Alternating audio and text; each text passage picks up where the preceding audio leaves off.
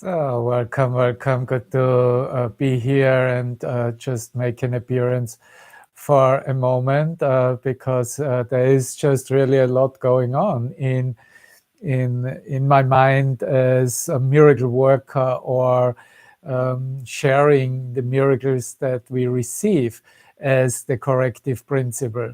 And so I'm basically at the same time participating in an event in the Miracles Festival of Bad Meinberg in Germany, and with many other teachers of God, and representing that idea of love at first sight, which is of course also the idea of the last sight, because if we really take love as the miracle that we are, and that is what we shared in the last episode, and I would like to just elaborate a little bit more on that idea of miracle-mindedness, of the importance of the miracle in our transformation.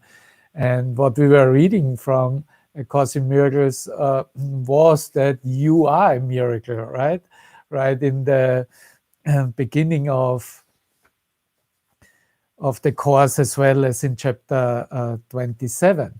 But all those aspects in which Jesus, the Christ, teaches us what a miracle is, and in the lessons, and finally we are coming to the understanding that the miracle is going on all the time. Right? And it's not just, okay, I am a miracle and I'm what the miracle is, but it is really our own experience in which we recognize and acknowledge, yes, I'm surrounded by miracles and it is going on all the time. And there is no accident in anything how I experience myself. And I'm really immensely grateful to have found a means, a medium in which I can experience the alternative in sharing. And that alternative in sharing is the alternative in the expression of forgiveness, because that starts out in the mind as thought. And once we are becoming willing to ask for help and to follow the guidance as the help is given us from out of time, of course, that universal corrective principle that comes directly from God and we call is responsible for the change of mind, is what makes the undoing of our own thought forms, which is literally that what we were asking for as correction. We were willing to be corrected, but we just were not willing any longer to be corrected by other aspects of the ego mind as provided by the world. We were turning to a higher source, and in that higher source there was a reflection of self given us that would show us that we are not solving or doing anything with the apparent problem here, but we are going out of time, and in that willingness to experience ourselves outside this self-made framework, of course, everything was experienced in unifying thought form. That's what really the miracle stands for. And you couldn't call it's the power from the other side, or it's the spirit that overcomes the individuum. I mean, those things are in many traditions have been shared mostly through healing situations and occurrences. And so if I just want to review with you where we have left it the last time, after we have read those passages in the course, we were saying, and this is just where we are in the lessons of the 120s and 130s, is from the perspective of starting with lesson 1 on 1st of January. And the lesson The lesson 135 was teaching us when I defend myself, I'm attacked. Lesson 136 was teaching sickness is a defense against the truth. And here came then a very crucial recognition in lesson 137. When I'm healed, I am not healed alone. And then we were proceeding towards that heaven is the decision that I must make. And I will accept atonement for myself.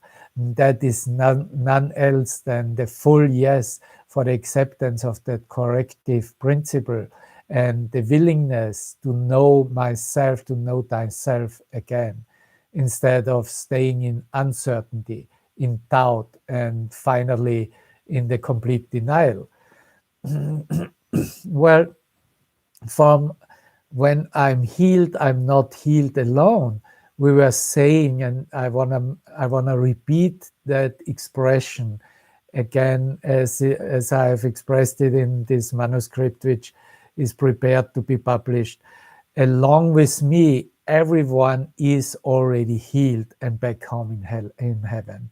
That is really the ultimate self-recognition and recognition of each other, of my brother who stands next to me, that along with me, you are already healed and back home in heaven. And in that understanding, it is really me within my own experience who wraps it up, takes everything with him, and goes home as the last idea, you could say, as uh, the last one who, after whom, basically the switch of this dream sequence of this movie is turned off. And this is a sane way of seeing it, because if you don't see it like this and you just see it as a small part within a dream sequence, then you still keep an idea of dying in your mind, which means that there are others here to observe your dying or become witness of your dying procedure or leaving the body, and with all the tale that follows on the level of imagination, what then and what it means. But this recognition that you are already, that your neighbor is already back in heaven, and you are going home now and in truth, because it is really leaving the perception of time. It is like oneself going home, oneself awakening. So it is not you being left here and then on the timeline going home. That would be a misunderstanding. But a simultaneous undoing and disappearance of the universe of the dream. And it is just that you responsible for the world you see. You are the last one having the thought of seeing a world and then giving allowance of that illusion to disappear. And so we are speaking, and we were speaking about that this is truly, if we are talking about miracles, it has to be a miracle of love. It has to be a miracle of recognizing the truth and our awakening. So it is the miracle of our awakening, you could say, in resurrected Christ mind. Right? So anything less than that will not do it, and you will not be happy with it. You will only relax completely and be at peace in your allowance of your awakening in resurrected Christ mind. So as I said, there's right now at this time still an activity in here also at the Miracles Festival in Bad Meinberg. And it doesn't matter which demonstration is recorded, because at the end everything is recorded, because it is the voice from heaven that is recorded and replayed here in time-space in order to hear this wonderful message of our leaving perception and going home. And if you're interested, um, where to find also there, of course, there was translation into English, into it's still going on into Spanish and into Greek. Um, Besides, of course, there are German teachers and there are English-speaking teachers, which are also translated into German, since this is the main crowd. And I'm invited to teach in English. And if you're interested in that, you can just look up the website, Das Wunder von Bad Meinberg, which Wunder means the miracle of Bad Meinberg. Or you can put in Miracles Festival, or you can search for Love at First Sight. Bad is like bath, B-A-D, M-E-I-N-B-E-R-G, Bad Meinberg. That's a place in northern Germany. And this is already the fifth festival being organized by our brother Andreas. And there will be, I think there are already 400 registered people, and we will see what the outcome is at the end.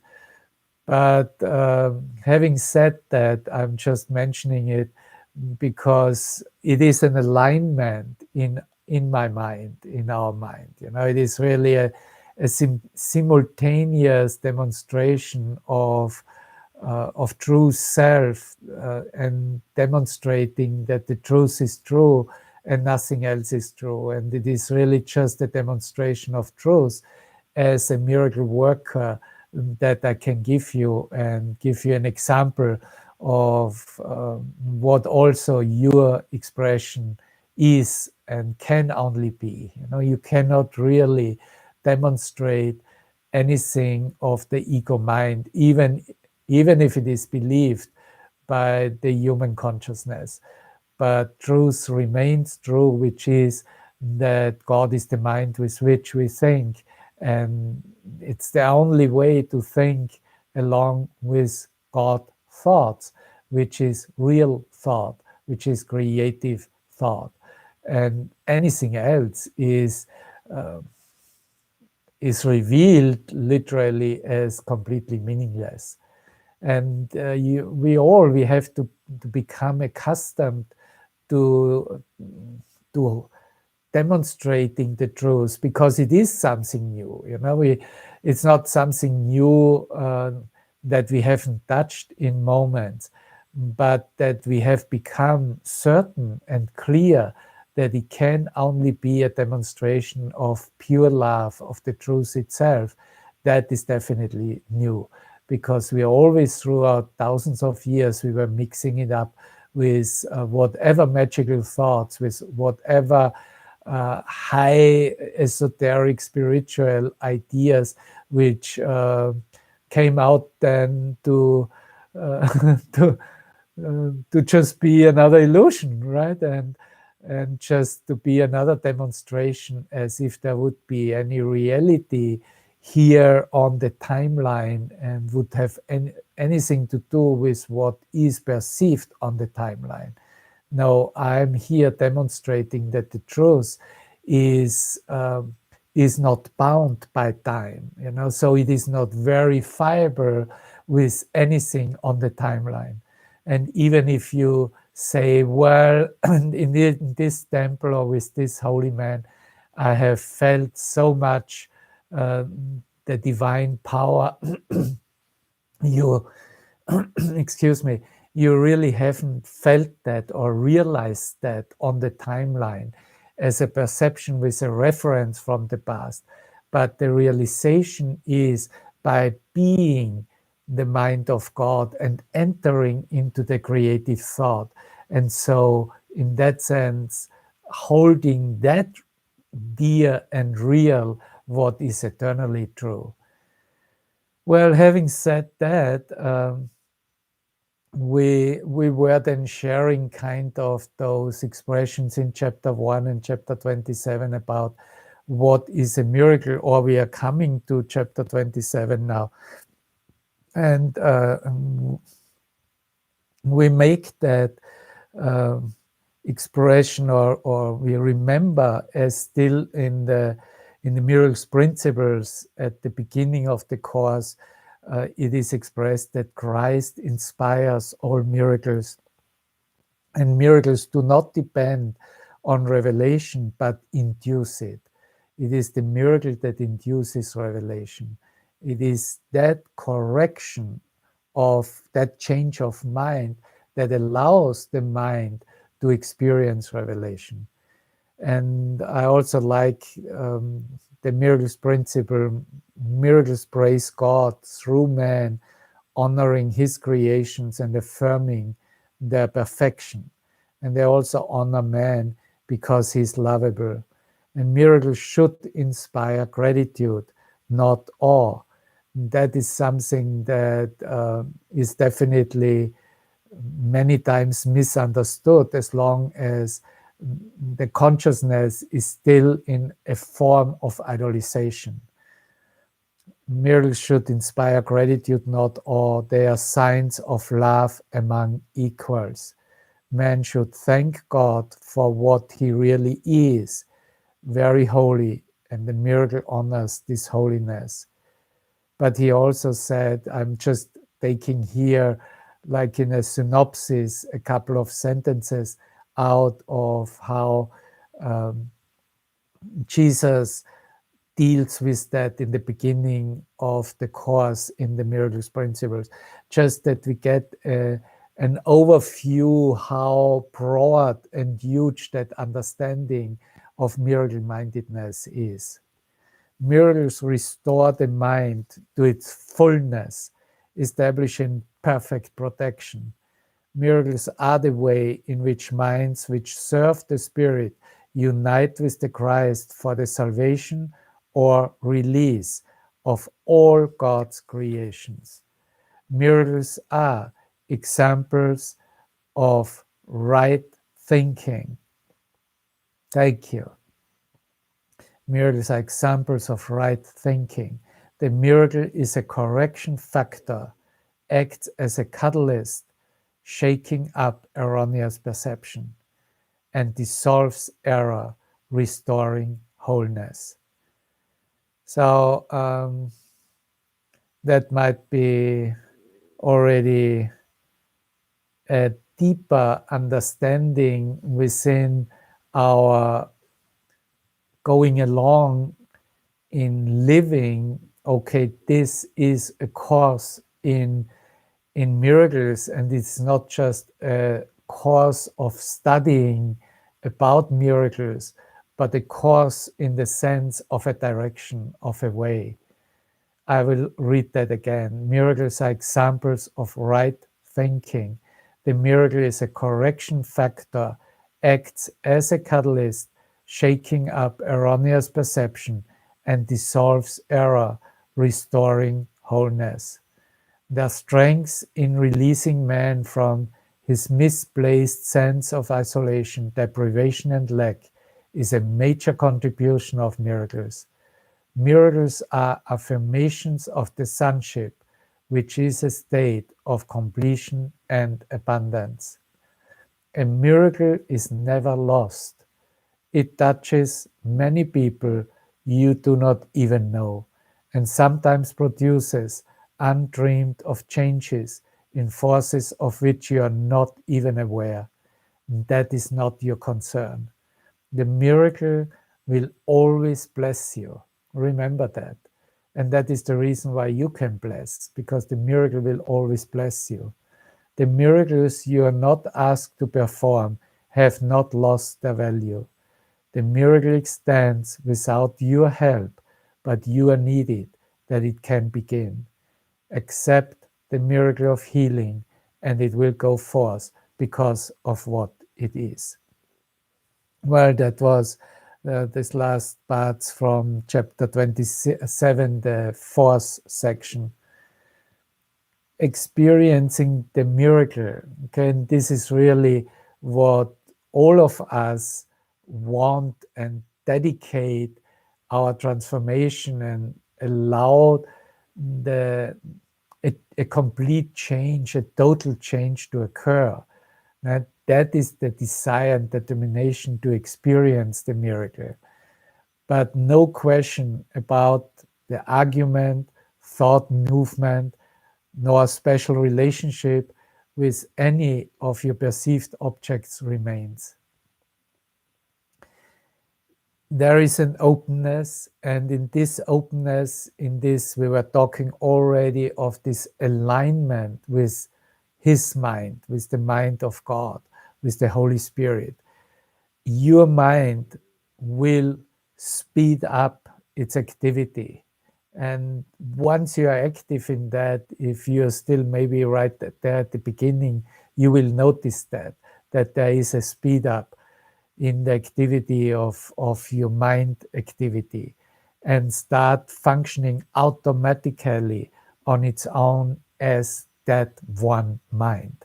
So it isn't then that you would need to look for it, that you would need to to exercise a lot of practices in order to see that your mind can become aligned with God's mind, but it becomes a complete certainty. It becomes that certainty of I am as God created me. I am His holy Son. I am His love. I am His perfection. I cannot be anything else or anything less than that.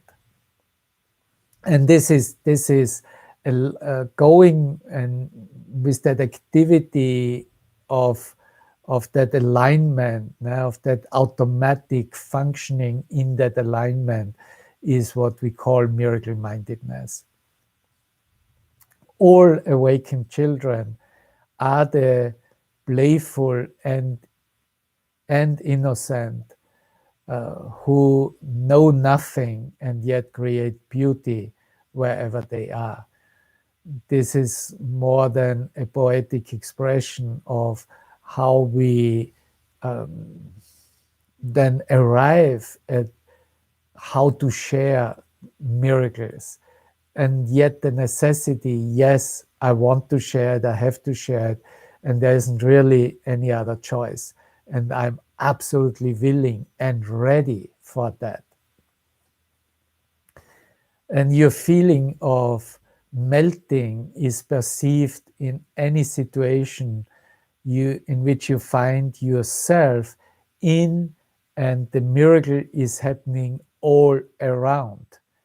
And when you were not yet ready for this connection with God's mind, literally you're letting go, you surrender to God. And you, as long as you still thought that you had a choice and you could do it your own way, right? You acted insanely. And this is what Jesus uses. Many times. I forgot now how many times. I think at least 150 times in the Course in Miracles. The word "you insane" or insanity. And you pretended as long as you were acting insanely, that it would be possible to attack, and it would be possible to reject that what is your true source, right? God Himself.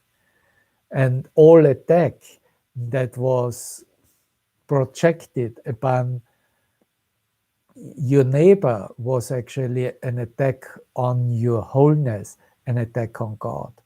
And so, however, I was first mentioning, as expressed in lesson 139, I will accept atonement for myself, where it is talked about the denial of the truth. And that rejection of God was the same as denying God. And of course, as I just said, the wholeness of yourself, so your true self, was attacked and rejected. And that in just as the reflection, as that image in the mirror, as your brother. And of course, he also believed that you could suffer the consequences by being and then counter-attacked, right? Attack and counter-attack. That is really what the world suffers of and believes as a true conflict, a real conflict, as you see it in the wars going on, in all the conflictual situations between nations, between groups, between families, between individuals. And of course, to suffer also the feelings of being rejected, of being pushed away, that will always, in these feelings of being hurt, first the ego will manifest some reaction to that, and that reaction, of course, is an attack thought, because it becomes a kind of a form of defense and protection of let's say, the child within. But once we know ourselves, we also come to truly know that that child doesn't really need our protection, because it is protected by the light of heaven and has not changed. That child is the innocent and pure expression of our true self. But yeah, as we said before, that all awakened children are the playful and innocent self, who don't need to know something about anything or anybody, but are in that, or live the willingness to be out of time, thinking as creating, because out of time we do create as God creates. And that thought of creation is what we call then as beauty or as pure happiness. But anything else, anything less, or anything that became that, coming from uncertainty and expression of doubt, of attack, was literally cutting yourself off from seeing the miracle all around you, and including yourself as a miracle, and the necessity to stay in separation, right? And so to continue with these feelings of separation, with all expressions and forms of fear, and part of it is feeling the rage, seeing or perceiving a world out there in separation, and whole mind, as the expression of the master teacher would always say, you have all the right to feel, to be in rage or to feel that rage, because this is what you made yourself. But now you can stop, because now you can let it go. You can reasonably understand also and recognize that it doesn't do any good to continue attacking yourself and expressing that rage as form of fear of God, literally, this last obstacle to peace. And so in that awareness that any expression of defense and attack, which is also then the belief in sickness within one's own mind, is any expression of that